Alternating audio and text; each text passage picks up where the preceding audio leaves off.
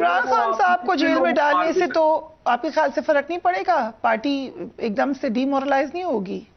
कोई फर्क नहीं पड़ेगा, क्योंकि देखिए ना, आप जो है वो इमरान खान को जेल में डालेंगे तो देखिए, आप पॉलिटिक्स को तो चलो फिर भी आपने सोटी के ऊपर या आपने छड़ी के ऊपर या ताकत से आपने कंट्रोल कर लिया, मैशत को कैसे कंट्रोल करेंगे? इमरान खान को जेल में डालने का क्या मतलब है? इमरान खान को जेल में डालने का मतलब है a huge political turmoil, a tsunami of challenges. आप मुझे बताइए कि एक ऐसा मुल्क जिसके अंदर इतना बड़ा इकोनॉमिक क्राइसिस हो, क्या वो ये इस तरह की पॉलिसी पे चलता है?